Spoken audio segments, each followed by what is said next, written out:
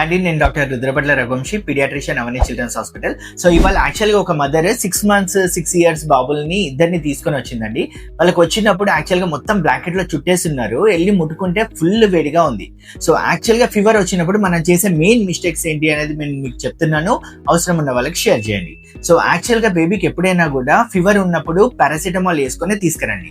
అంతేగాని డాక్టర్ మీకు తెలియదు కదా, బిడ్డ ముడితే వేడిగా ఉంటాడు అనేసి, చల్లబడితే మీకు తెలియదు అనేసి కాదు. యాక్చువల్గా పారాసిటమాల్ ఎప్పుడైనా వేసుకొని వస్తే మనకి ఎగ్జామిన్ చేయడం అనేది మాకు కంఫర్టబుల్ గా ఉంటుంది. అండ్ సెకండ్, ఫుల్ బ్లాంకెట్ లో చుట్టేయకండి. ఆల్రెడీ వాని బాడీ లోపల ఉన్న హీట్ అక్కడనే ట్రాప్ అయి ఉంటుంది. ఇంకా హీట్ అట్లాగే ఉందనుకోండి, వాడు ఇంకా వేడి అవుతాడు. సో ఎప్పుడైనా కూడా లైట్ క్లాతింగ్ యూజ్ చేయండి. ఒకవేళ అవసరం అయితే లైట్ క్లాతింగ్ లో మీరు కొంచెం బాడీతో హగ్ చేసుకొని ఉంటే మీ బాడీ హీట్ అనేది మనకి సూతనింగ్ గా అనిపిస్తుంది. అండ్ థర్డ్, పారాసిటమాల్ ఎప్పుడైనా కూడా ఖాళీ కడుపుతో ఉన్నా కూడా అప్పుడప్పుడు ఎమర్జెన్సీలో వేయచ్చండి. ఎందుకంటే పారాసిటమాల్ అనేది హీట్ ని, బాడీ హీట్ ని రెడ్యూస్ చేస్తుంది. అండ్ ఫోర్త్, ఎప్పుడైనా కూడా పారాసిటమాల్ వేసేటప్పుడు డోస్ అనేది కరెక్ట్, చాలా ఇంపార్టెంట్.